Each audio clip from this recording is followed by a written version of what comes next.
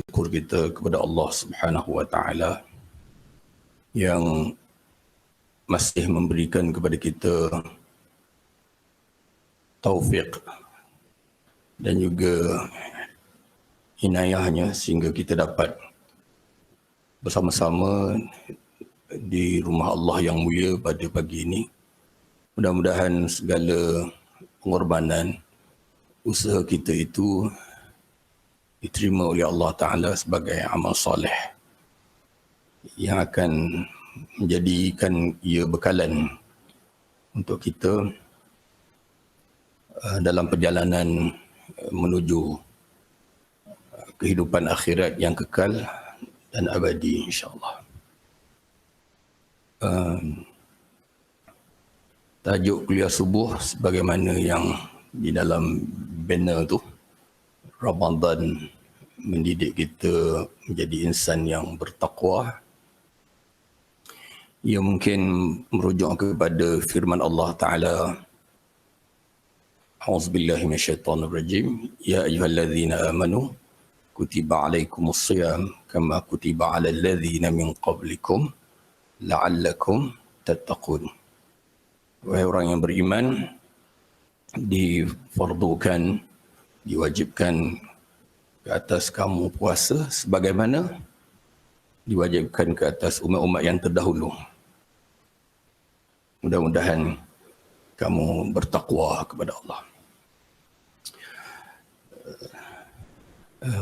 Takwa ini satu perkara yang sangat berharga dan penting dalam kehidupan seorang mukmin, sehinggakan dia menjadi salah satu rukun khutbah Jumaat setiap minggu. Tapi pernahkah kita duduk dan berfikir tentang takwa itu? Kelebihan dia, makna dia, tujuannya, bagaimana mendapat takwa itu. Dan dia merupakan satu istilah yang mempunyai makna yang begitu luas dan merangkum gitu. Sebab itu bila disebut takwa, dia mesti diikuti dengan, kalau bahasa Melayu lah, takwa pada Allah dengan melaksanakan segala perintah dan meninggalkan segala larangan. Itu tak boleh tinggal tu. Jadi kalau tuan-tuan dan puan ingin mengetahui makna takwa yang sebenar, ia daripada perkataan waqayaqi wiqayatan, artinya menjaga diri daripada kemudaratan, keburukan. Ya. Menjaga diri daripada perkara yang membawa bencana kepada kita.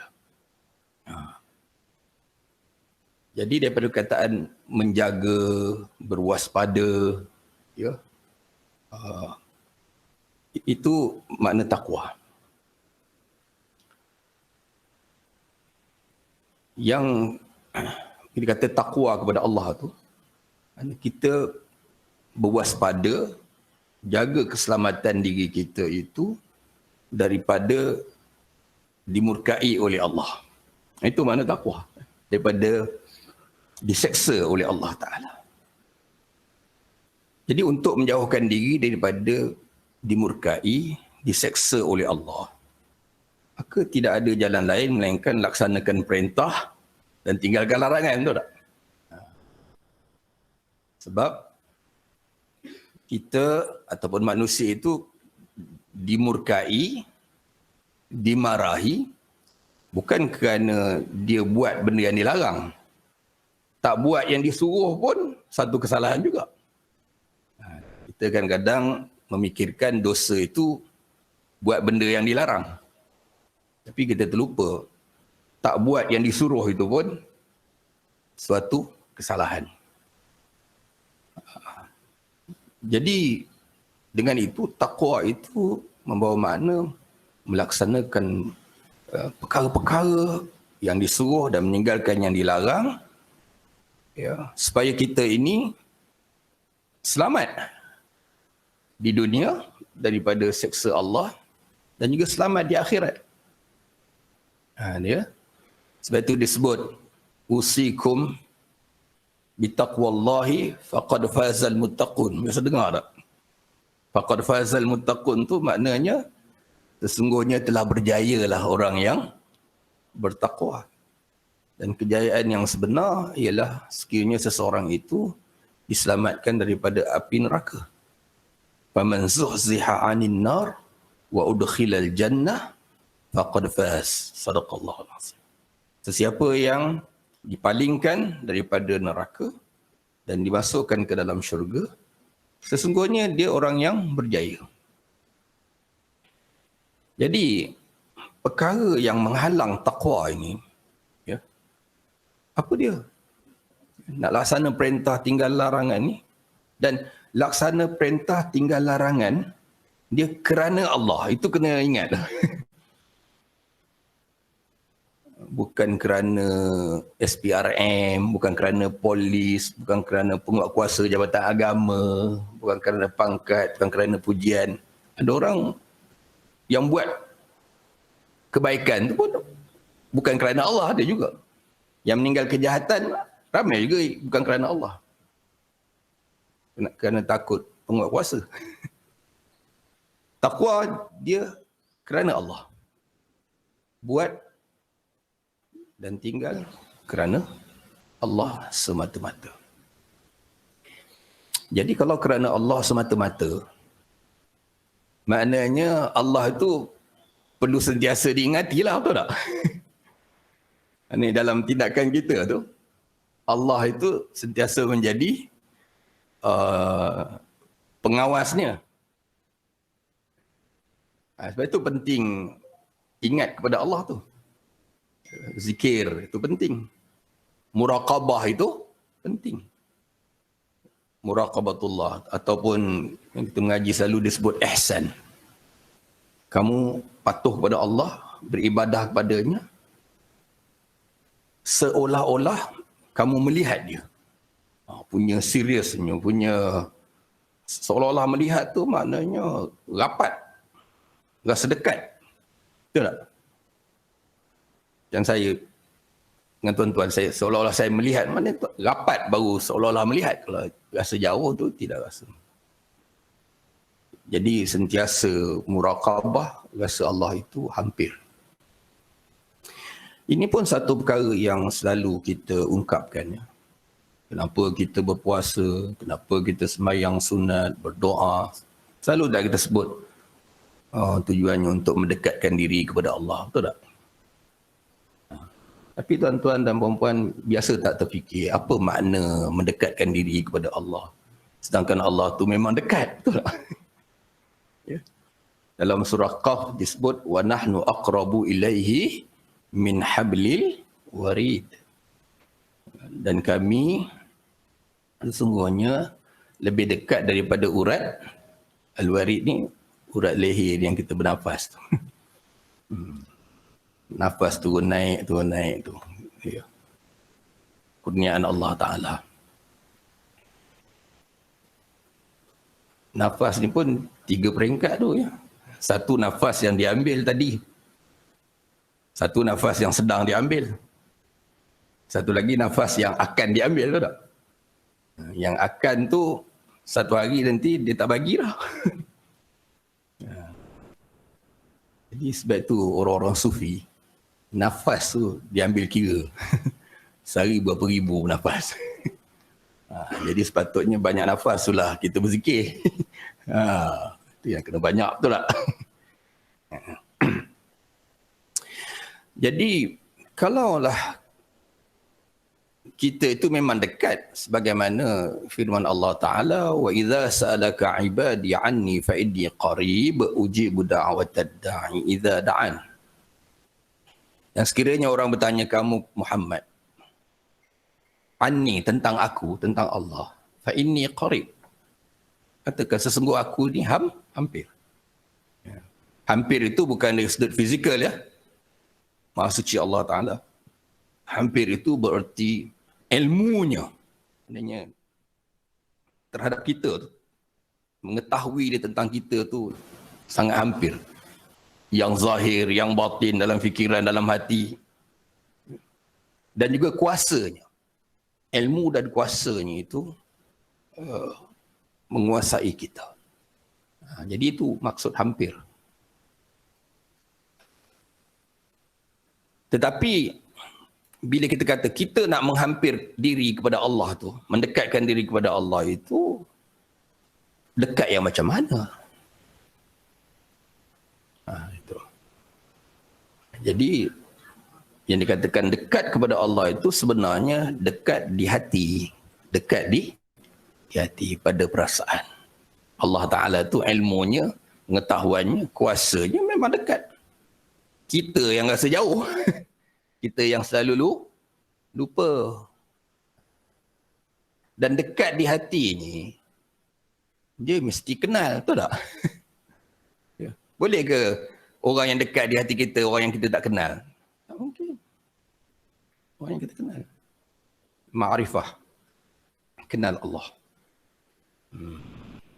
Orang Melayu kata apa? Tak kenal maka tak cinta, betul tak? Tak kenal maka tak cinta. Sebab itu mengenal Allah itu antara perkara yang mula-mula diajar dalam agama. Awaluddin ma'rifatullah. Mula-mula sekali mengenal Allah. Bagaimana kita menyembah Allah yang kita tak kenal? Kena mengaji tauhid. Ya. Kenal Allah Ta'ala, kenal sungguh. Dan bila kita kenal, barulah dia dekat di hati. Ya. Kenal dekat di hati. Tuan-tuan biasa di lapangan terbang, biasa dengar tak iklan ataupun announcement tentang nama orang itu, nama orang ini. Ya. Mr. Fulan-Fulan, sila datang, gate akan ditutup. Gitu. Segera, please come to the gate 9 immediately, kata dia. Ting tong. Tuan-tuan ambil kisah tak nama-nama yang disebut tu? Ambil peduli tak? Tak kisah. Sebab kita tak kenal. Tapi kalau Encik Abdul Rahim disebut ni kan, orang TNB ni, ataupun nama yang disebut tu, ya. Orang itu, nama ni macam, ataupun nama Ustaz Muhaimin ke kan, Mr. Abdul Muhaimin Muhammad Shah, kita pernah dengar, kita kenal. Susah juga Muhaimin ni tak terkenal sangat. Katakanlah apa ni, siapa ya sekarang yang terkenal, yang tuan-tuan kenal, ataupun bos TNB lah senang. Nama bos TNB tu disebut, tuan kenal. Jadi bila nama disebut tu kita kenal, kita respon tak? Rasa-rasa, bos ada kat sini ke? Bos tak mana tu? Dan kita akan respon sebab kita kenal. Tapi yang nama-nama lain yang kita tak kenal, kita tak kisah. Gitulah orang azan. Kalau kita kenal Allah, Allahu Akbar, announcement. Kalau kita kenal, hati kita akan respon. Dan itu dekat di hati. Contoh kedua, kalau tuan-tuan puan-puan bermusafir ataupun pergi umrah ke, ya, bila nak balik tu, kita nak beli barang hadiah, betul tak? Tuan-tuan dan puan-puan beli barang untuk siapa dulu? Yang dekat di hati ke yang jauh di hati? Yang dekat di hati dulu, betul tak? Maknanya dia tu kita ingat dulu daripada orang lain. Mak kita, isteri kita, anak kita. Beli tu pula yang special sikit, betul tak? Yang elok, yang bagus. Ada baki-baki tu, tasbih-tasbih plastik tu baru kawan-kawan, betul tak? Tapi yang dekat di hati tu, itu yang diutamakan. Jadi kalau seseorang mukmin itu kenal Allah dan dekat di hati, maka dia sentiasa diingati dan dia didahulukan.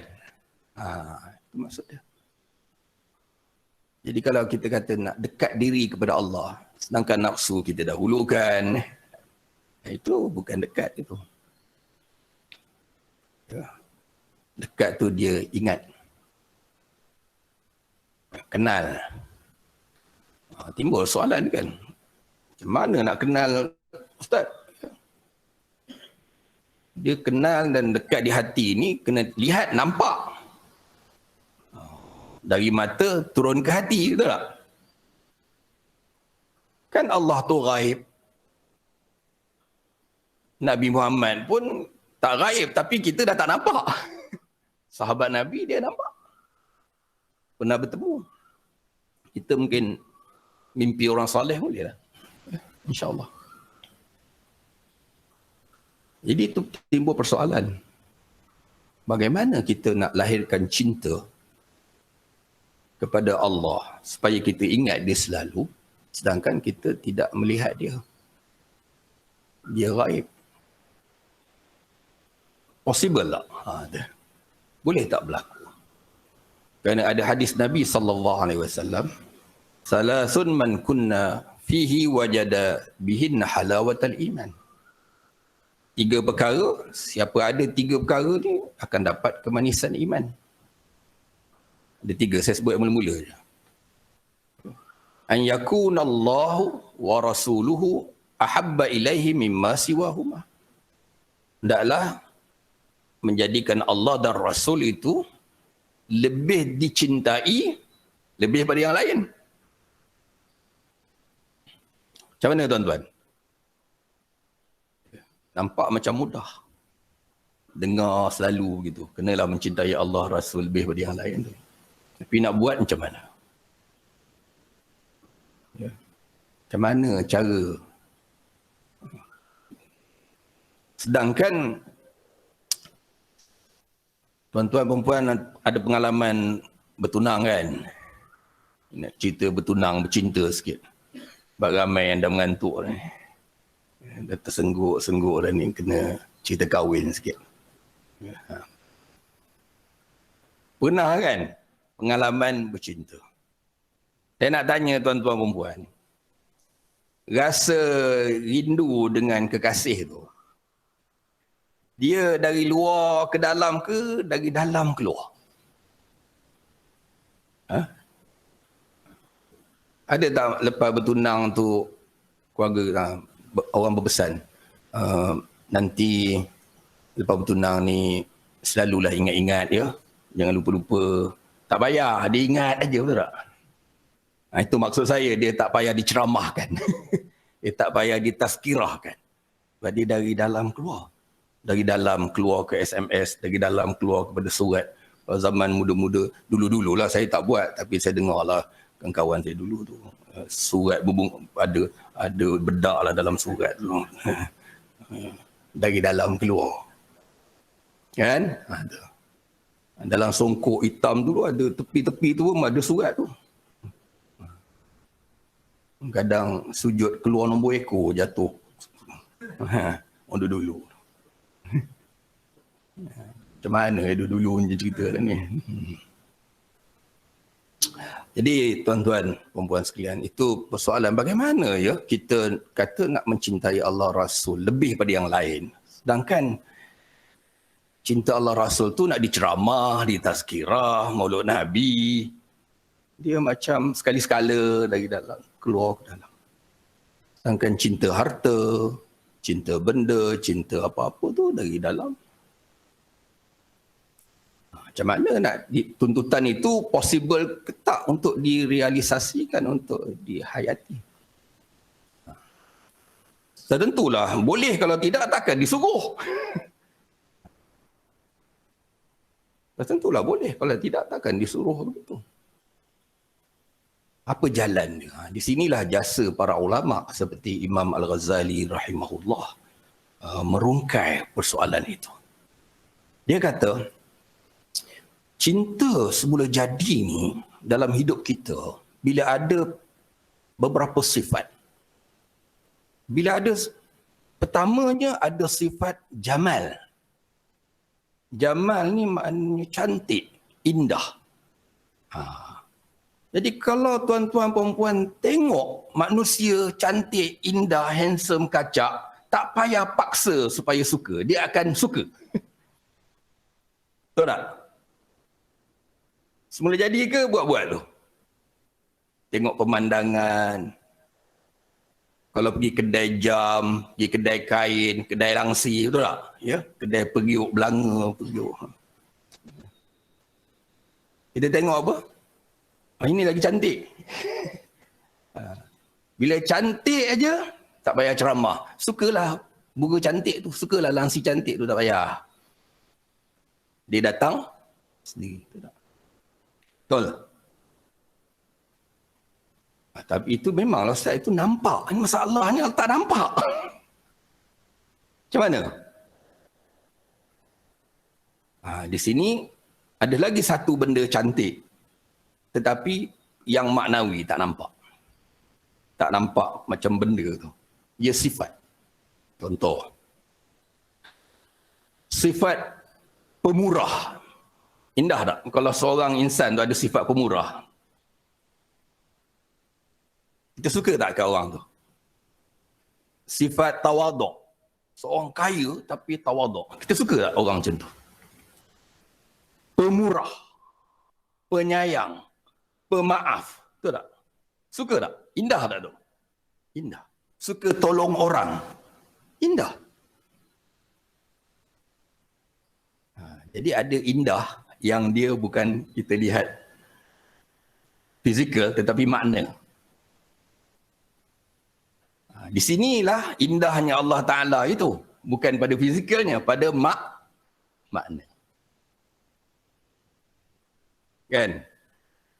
Maha penyayang, maha pengasih, maha pengampun, maha pemurah. Betul tak? Maha pemberi rezeki. Patut kita sayanglah orang kalau selalu bagi kita hadiah, bagi pujian, bagi kata-kata yang baik. Kita sayang tak kat orang tu? Even kalau anak-anak kita pun memang semua sayang, tapi tak sama. Yang suka menolong, yang suka membantu, yang suka menghargai, betul tak? Mesti ada di hati tu lebih kepada yang sifatnya macam itu. Semula jadi. Tuan-tuan, itu bukan buat-buat tu. Dia semula jadi. Kalau kita sedar. Masalahnya, kita selalu lupa. Oleh itu, ya, indah dari sudut itu. Keduanya, cinta semula jadi boleh lahir kalau ada pada sesuatu perkara itu jalal. Jalal ni maknanya apa? Hebat. Kehebatan. Oleh itu, kita lihat ada manusia yang ramai follower, betul tak? Siapa follower tu? Peminat dia. Kenapa minat orang tu? Sebab bagi dia orang tu hebat. Peninju ke, main bola ke, artis ke, tokoh ilmuwan ke, ulama besar ke, orang soleh ke, betul tak? Wali ke. Dia akan rasa cinta semula jadi apabila ada sesuatu yang hebat. Sekarang handphone, iPhone berapa yang hebat sekarang? 11. Tengok tu rasa hendak. Rasa ingin, betul tak? Sebab hebat. Jalal.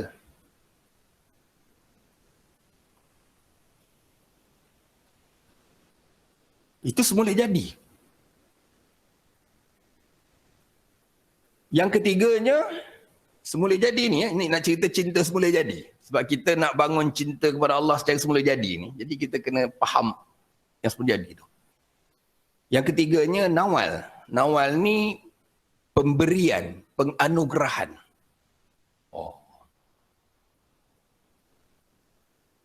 yang memberi kita. Sebab itu kita sayang guru-guru sekolah rendah kita. Sebab dia ajar ilmu, dia baik, dia penyayang, sayang ibu kita, ayah kita, betul tak?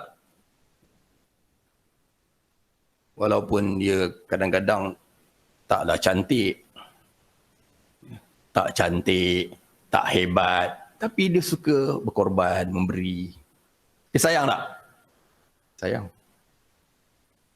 Sebab memberi itu, dia boleh melahirkan rasa cinta. Sebab itu Allah suruh kita ingat nikmat dia. Wazkuru ni'matallahi alaikum. Ingat nikmat-nikmat aku terhadap kamu. Ya. Ibnul Qayyim Al-Jauziyah mengatakan bahawa seseorang itu tidak mungkin dapat taufik untuk bersyukur kalau dia tidak ingat nikmat-nikmat Allah. Nak jadi orang bersyukur ni, dia kena ingat nikmat dulu. Kan kita selalu sebut bersyukur.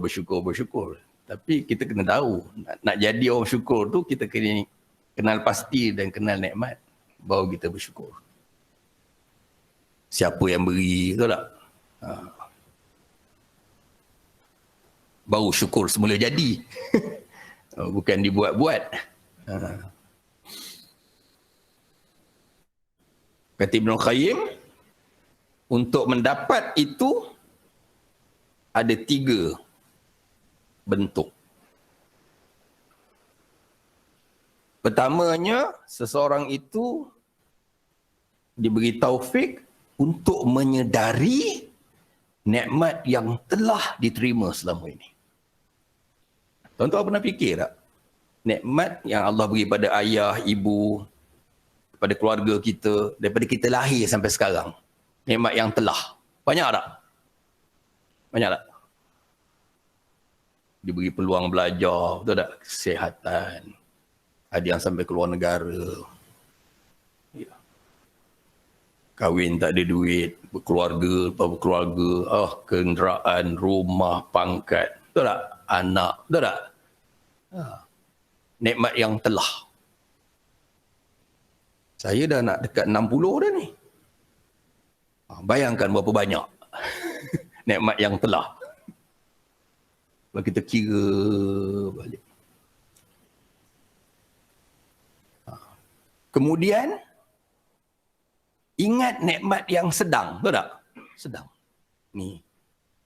Orang Islam ramai. Tapi yang betul-betul beriman tak ramai. Yang betul-betul beriman ramai. Tapi yang taat tak ramai. Nikmat sedang. Ini sedang duduk dalam surah. Itu nikmat. Semua orang nak ilmu, semua orang nak kelebihan. Tapi berapa orang yang boleh sampai? Itu kurniaan Allah. Itu tuan-tuan dan puan-puan, jangan riak. Keluar surah aku, alhamdulillah pagi ni, qiyam lah, kuliah subuh lah. Boleh tahan juga aku ni, gitu. Jangan. Semuanya ini dari dia.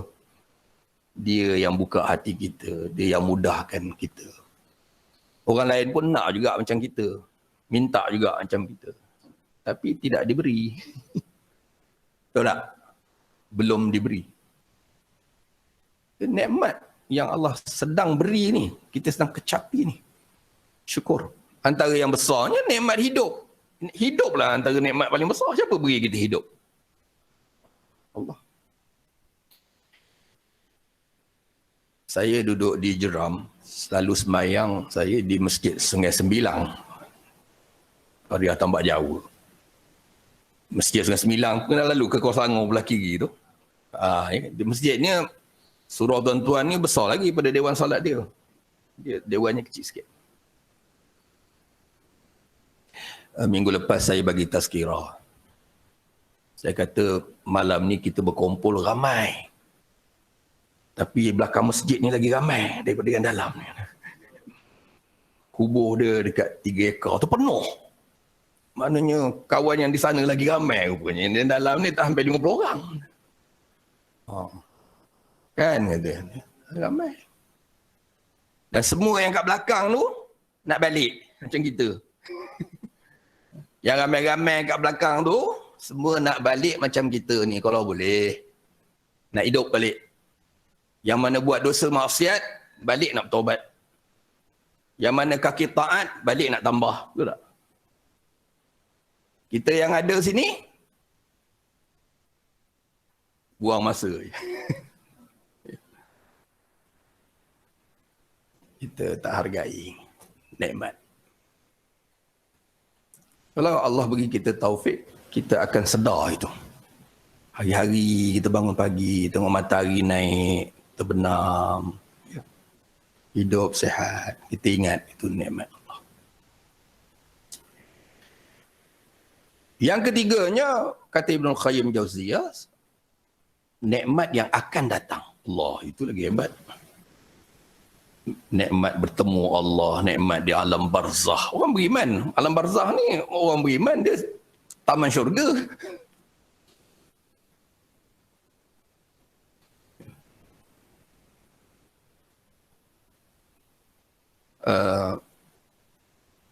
Di mahsyar bersama para nabi, kita doa malam-malam kan, wa ilal haudi waridin, minum air di telaga yang nabi sendiri bagi kita minum. Itu kan nikmat besar tu. Syafaat. Akhirnya masuk syurga yang abadi. Nikmat. Tuan-tuan, nikmat abadi. Dengan bidadarinya, dengan hiasannya, dengan mahliganya. Semua. Nikmat yang banyak, betul tak? Cuba kita fikirkan nikmat telah, sedang dan akan. Banyak tak?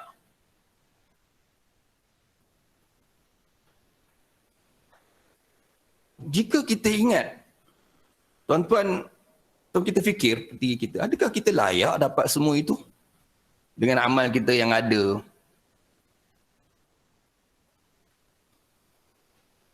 Tengah semayang pun ingat dunia lagi, tak? Tengah menghadap Allah ni, ingat benda lain. Kalau kita depan kekasih, bercakap, tiba-tiba kita tumpukan percakapan kita pada yang lain, tak? Handphone, kita layan handphone kekasih depan ni. Ya. Kita layan handphone orang lain lah maknanya. Sedangkan kita berdepan kekasih, marah tak dia? Oh, ini lebih penting daripada aku je. Kita sedang bersembahyang, beribadah, tawajuh kepada Allah, tiba-tiba hati kita semuanya itu selain Allah Ta'ala. Betul tak? Lepas asar ni nak masak apa, nak berbuka apa. Semalam dah cok kodok, pisang hari ni apa pula. Fikir dunia. Yang lelaki pula tengah-tengah bulan ni mikir gaji dah nak habis dah pula. Habis salam, tutup buku hutang semua cukup. Clear. Jadi,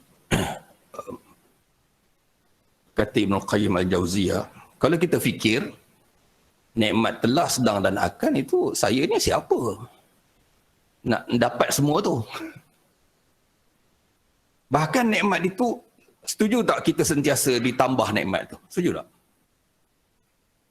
Masa bujang dulu, satu batang sudu pun tak ada, betul tak? Satu bilah pisau pun tak ada. Sekarang dah ada rumah, dah ada kereta, dah ada anak, dapur penuh dah. Sampai nak dibuang-buang. Ya. Pinggan baru nak beli, stok lama masih ada, betul tak? Nikmat ditambah.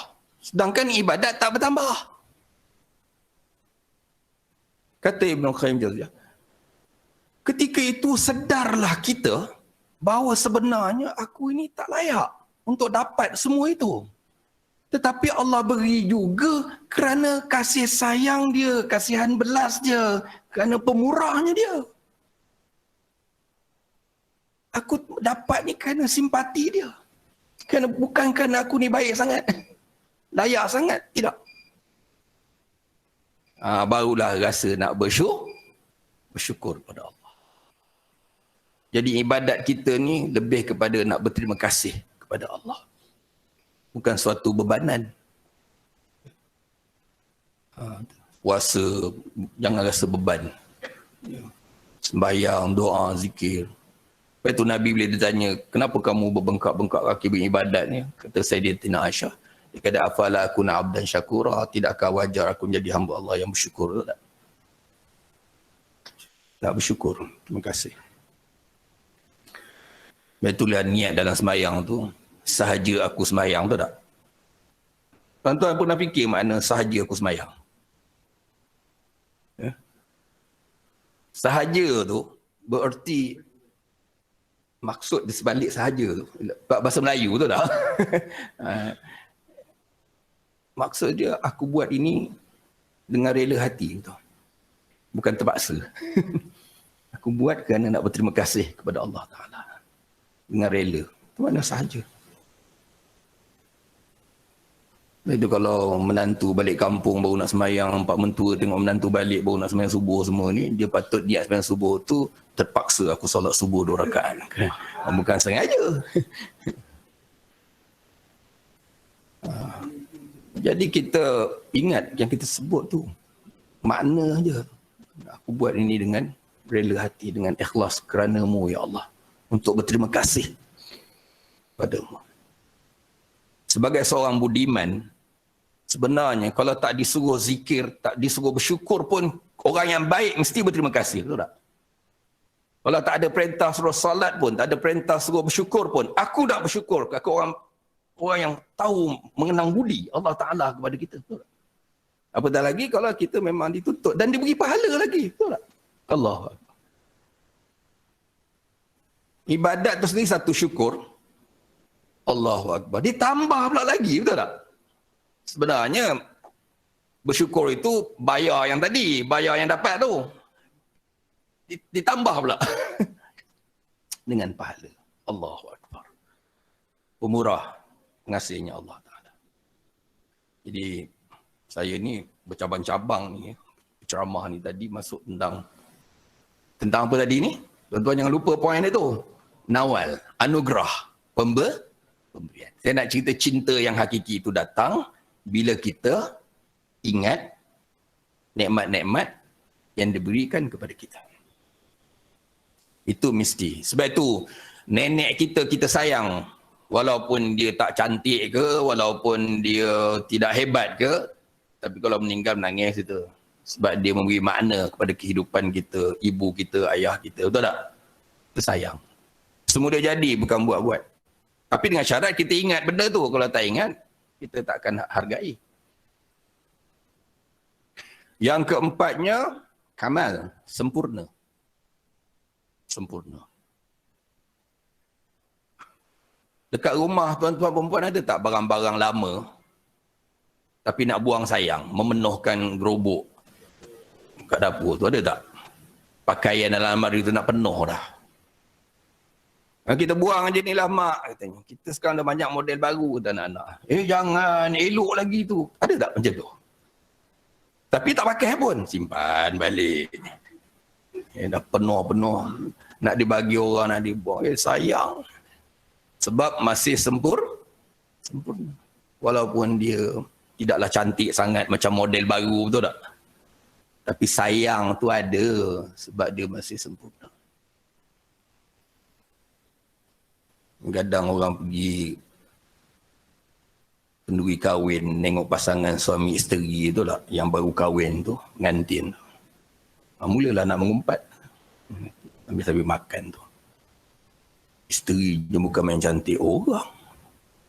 Suaminya, ya Allah, macam mana boleh isterinya terima? Itu. Kalau aku tidaklah. Kan? Tapi kalau kita tanya isteri tu, dia tak lihat cantik yang menjadi jatuh cinta tu. Dia lihat kamal, sempurna. Akhlak dia, ya, peribadi dia. Mungkin. Tuan-tuan, puan-puan sekalian. Kalau ada cantik pun tuan-tuan dah sayang. Tambah pula dengan hebat, tambah sayang tak? Tambah pula suka menganugerah, tambah sayang tak? Tambah pula sempurna, sayang tak?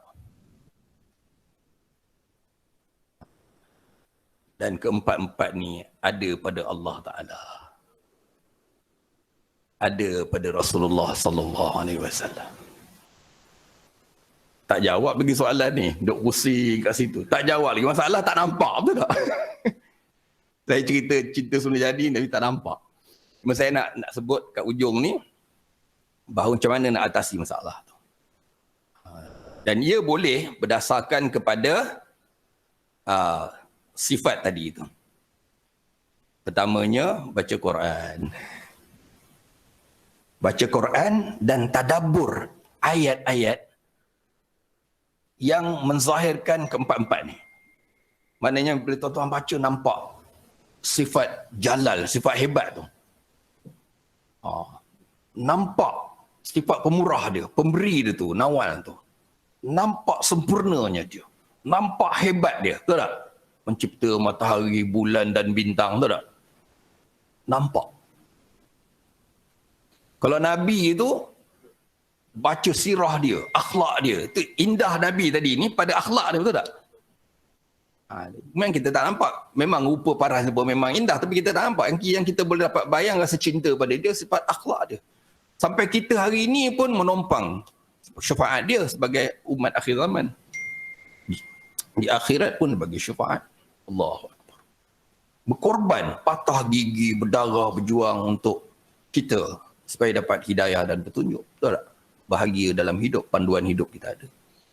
Banyak dia doa lagi, ummati, umatku. Allah sayang je. Dia Nawal tu. Nawalnya hebat dia. Kan? Sempurnanya. Jadi kita perlu gerakkan minda kita melihat alam ni. Alam ni kita lihat. Tuan-tuan dan puan-puan ambil masa fikir, tadabbur ayat Quran, ayat-ayat Allah yang itu ayat yang dibaca, ini ayat yang dilihat. Kita dapat melihat kesan. Tuan-tuan kalau puan-puan kalau melihat ukiran yang cantik, kita tak nampak orang yang mengukir tu, melukis tu, tapi dalam hati kita tergerak, pandai betul orang ni, betul tak? Halus betul ni. Sabarnya dia. Padahal tuan-tuan tak pernah tengok pun dia sabar. Tapi tuan-tuan tengok hasil. Sabarnya, telitinya, halusnya. Orang ni mesti sabar. Tidak tak boleh buat benda. Tengok menyembah berhala kat kuil tu.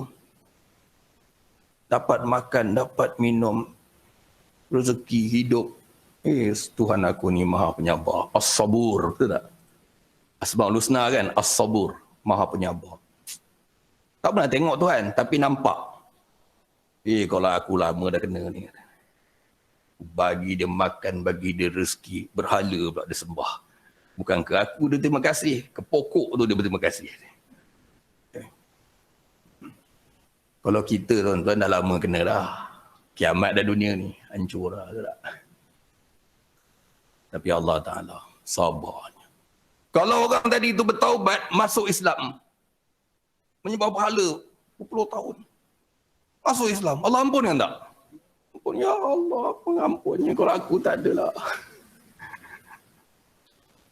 Saya nak sebut contoh ni tuan, nak nampakkan kepada tuan-tuan dan puan-puan. Asmaul Husna tu boleh dilihat efek dia, fenomena dia di alam.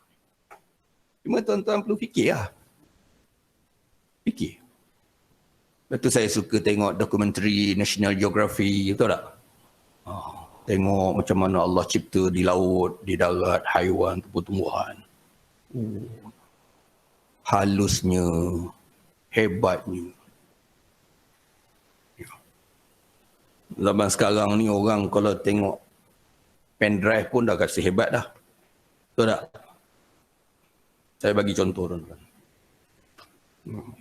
Pendrive ni, dalamnya ada gambar pokok durian, pokok rambutan. Kita cucuk dekat komputer tu, keluar gambar, betul tak? Setuju Keluar gambar. Biasanya itulah. Keluar gambar. Pokok rambutan. Pandai betul lah orang yang buat ni. Kecil semua data maklumat ada. Saya fikir, saya ambil pula biji rambutan. Saya letak dalam tanah CPU. Keluar bukan gambar, pokok betul. Mana hebat?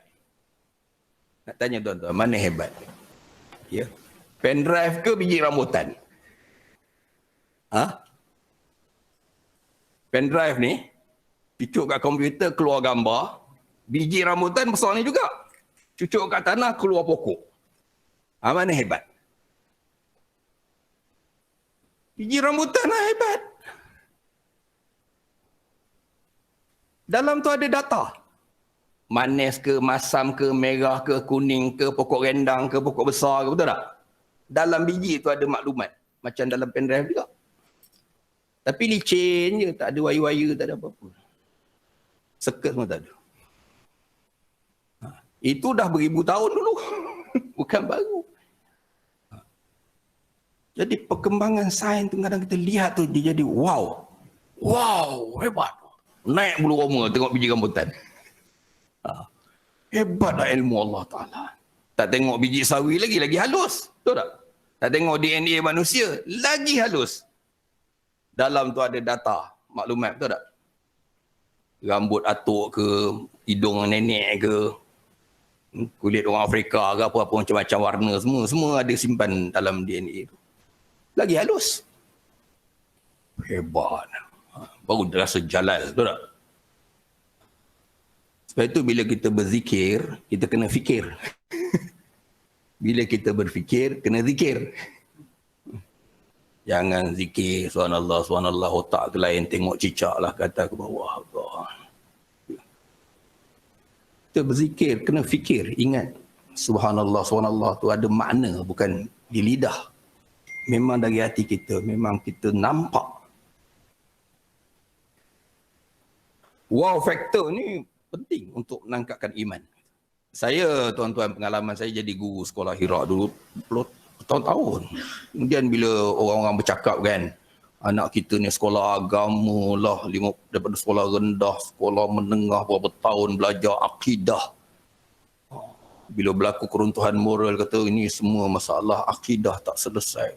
Dan pening tak belajar lama-lama, betul tak? Tak settle-settle, betul tak? Sedangkan, itu saya baca Quran, saya tengok tukang sihir Fir'aun. Tukang sihir Fir'aun tu, dia nampak aja mukjizat tu, dia terus beriman. Dan Fir'aun kata, aku bunuh kau. Salib. Kan kau beriman tak minta izin. Kata, bunuhlah. Aku hanya beriman pada Allah. Tak sampai 6 tahun belajar. Tapi iman sudah sampai. Apa sebenarnya yang berlaku? Tadabbur Quran, apa yang berlaku sebenarnya pada tukang sihir Firaun ni? Tiba-tiba jadi iman gitu kuat, kita yang mengaji lama tak sanggup korban ni. Rupanya dalam diri dia tu dia ada wow factor. Maknanya dia kagum dengan mukjizat tu. Wow, ini bukan sihir, ini betul Allah. Itu. Jadi tuan-tuan dan puan, kalau nak tingkatkan iman itu fikir. Dalam Quran banyak ayat. Semua Allah ajar kita akidah dalam Quran. Buku akidah yang paling sempurna Quran dah. Sebab Allah kenalkan diri dia sendiri. Betul tak? Dalam Quran. Tadabbur Quran tu. Tengok dia cerita macam mana malam siang. Betul tak? Peredaran bumi. Ni matahari nak naik ni. Bukan Amerika, bukan manusia. Kerja siapa? Fikir. Pagi lain warna awan, tengah hari warna lain, petang warna lain, nak tenggelam warna lain, malam ada bintang lain. Semua berubah. Fikir. Bila hujan turun tadi pagi, fikir. Allahu Akbar. Kalau lah dia turun sekaligus, roboh bangunan ni, betul tak? Macam curahkan air dari baldi, betul tak? Hanyut. Turun tu pula ada tanda dulu, ada peti-peti sikit, kilat-kilat dulu. Boleh kita prepare, betul tak? Ya. Bila gelap aja tu, angkat kain. Hujan nak turun. Dia tak turun terus, betul tak? Ada alamat dulu, ada tanda dulu, betul tak? Nak bersalin tu, bukan terus bersalin, dia mesti ada tanda dulu. 12 jam, 8 jam, 6 jam, 3 jam, 2 jam, betul tak? Sempatlah bawa bekal ke hospital. Cuba terus sekali, kan susah. Tak nampak ke itu rahmat Allah? Tak nampak ke itu kesihan belas Allah? Tak nampak ke itu kebijaksanaan Allah? Tak nampak ke? Kena fikir. Saya kalau nak cerita ni 7 hari 7 malam tak habis tuan-tuan. Sebab ni, kita tengok alam ni. Nampak dia. Pemurahnya dia, penyabarnya dia, pengasihnya dia, penyayangnya dia, bijaknya dia. barulah rasa ingat cinta kepada Allah Ta'ala. Barulah taqwa. Itu. Jadi puasa ni, panjang kita nak cerita Ramadan ni tak sampai-sampai. Ya. Nak menutup dah ni, tak habis-habis. InsyaAllah tutup lagi lagi ni. Macam mana nak tutup ni. Ya.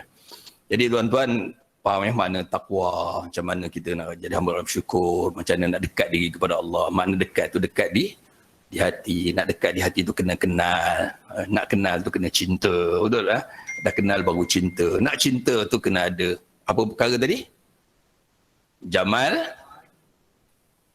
Jalal, Nawal, Kamal. Ya? Sempurna. Jadi perhatikan di alam ni. Kesan-kesan kesempurnaan, keindahan, kehebatan, betul tak? Pemberian. Tuan-tuan akan datang semula jadi rasa cinta kepada Allah bukan buat-buat. Dia real. Alhamdulillah. Jadi tuan-tuan dan puan-puan sekalian, saya fikir dan akhir sekali saya nak ingatkan jalan paling ringkas lah ya. Tuan-tuan, orang sekarang dia suka ringkas. Maksud saya, Ustaz ceramah ni panjang-panjang sana sini. Saya nak simple je Ustaz. Bekalan pagi ni nak simple je supaya saya dapat motivasi beramal. Yang paling mudah sekali, ingat mati. Kalau itu semua dah tak ingat mati. Ingat mati paling mudah. Rasulullah kata, banyak akan ingat mati. Timbul soalan, banyak mana nak ingat? Ada imam kata setiap kali nak semayang tu, nak khusyuk kan, ada ustaz ajar kan, ingat semayang yang terakhir, betul tak? Kalau itu maknanya 5 kali lah. 5 kali ingat mati setiap hari. Jangan terpedat, jangan tertipu. Oh, mati ni orang tua, orang muda pun mati. Mati ni orang sakit. Orang sakit hidup lagi 20 tahun makan ubat, tak mati-mati. Yang sihat ni mati dulu. Kita kena ingatkan diri kita bahawa mati ni tak semestinya tua, mati ni tak semestinya sakit, betul tak? Anytime. Kalau kita ingatkan itu, InsyaAllah lah kita sentiasa waspada. Nak kena ingatkan diri kita supaya kita lupa benda tu. Kita lupa. Jadi ingat mati. Tuan-tuan dan puan-puan sekalian, Abu Dzar radhiyallahu anhu seorang sahabat Nabi. Dia berkata, kamu tahu tak satu hari bila aku akan menjadi seorang fakir? Tuan-tuan pernah terfikir tak? Satu hari tuan-tuan perempuan jadi orang fakir. Mana boleh Ustaz, saya kereta 2-3 buah kat rumah. Ya. Akan jadi fakir. Iya, satu hari kau jadi fakir. Iaitu pada hari aku dimasukkan dalam kubur. Masa itu aku jadi seorang yang fakir. Harta tak ada, betul tak? Anak tak ada, kawan tak ada, pangkat tak ada, rumah tak ada, kereta tak ada, makanan tak ada, pakaian pun tak ada. Baju pun tak ada. Kain kapan je tergelai. Sama dengan kain kapan orang miskin, betul tak? Sama dengan kain kapan orang fakir. Tanah pun tanah wakaf, bukan tanah sendiri, betul tak? Jadi ingat tu. Satu hari saya akan menjadi seorang yang fakir, sangat-sangat memerlukan dan tidak ada apa-apa. Peringatan itu penting. Ingat hakikat sebenarnya.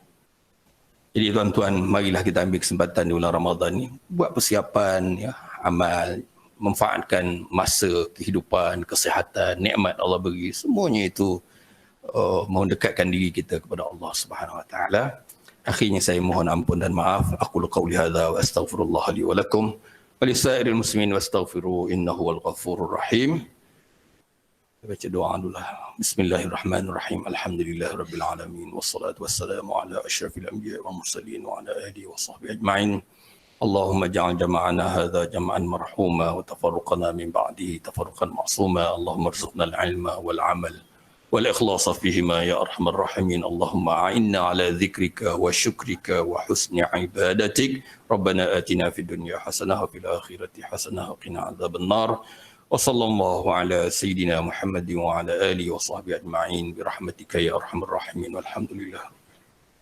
تقبل الله منكم. السلام عليكم ورحمة الله وبركاته.